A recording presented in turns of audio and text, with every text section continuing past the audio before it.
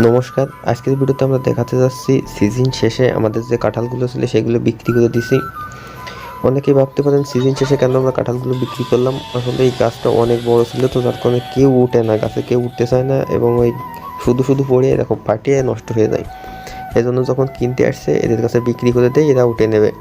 এবং এই বড় গাছের জন্য কিন্তু অনেক বড় বড় কাঁঠালের দামও কিন্তু একেবারে সস্তায় নিয়ে গেছে, কারণ উঠতে তো কেউ চায় না, ওইদিকে যাও কিন্তু উঠতে চায় না। এই দেখুন কাঁঠালের সাইজটা কি, অনেক বড় বড় সাইজের কাঁঠাল।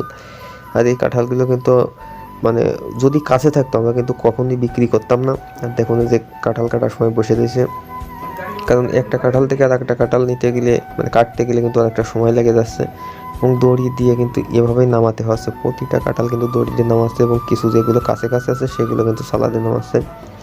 তো দেখুন দড়ি বাঁধে এত বড় কাঁঠাল কীভাবে কি নামাচ্ছে। এই দেখুন এই কাঁঠালগুলো কিন্তু একেবারেই সস্তায় নিয়ে গেছে আমাদের কাছ থেকে, কারণ এই কাঁঠালের দাম পড়ছে 70 টাকা না 60 টাকা, 60 টাকা সম্ভবত আমাদের দিছিল, গড় এবারে 60 টাকা করে পড়ছে।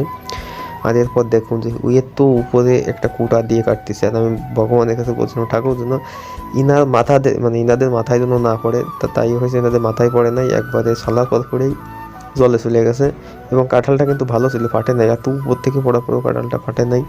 এবং এদের দেখানে যে উঠোচ্ছে, উঠোনোর পর বলতেছিল যে কাঁঠালটা ফাটে নাই, মানে উজাই হাসতেছিল, কারণ ফাটে গেলে ওনাদের একটা চলে যেত, কারণ আমরা তো একবারেই বিক্রি করেছি।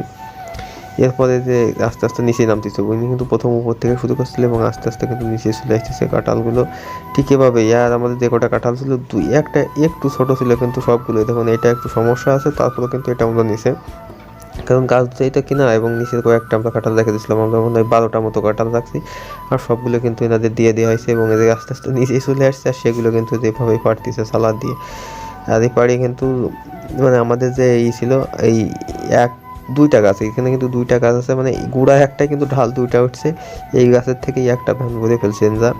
তা আস্তে আস্তে কিন্তু নামে চলে আসতেছে। আর এনাদের কিন্তু গাছে ওঠার লোকও দুজনে কিন্তু এই বড় গাছ দেখে ঠেলাঠালি প্রথমে বাধাই দিয়েছে যে উঠবো না, তারপরে কিন্তু উঠছে।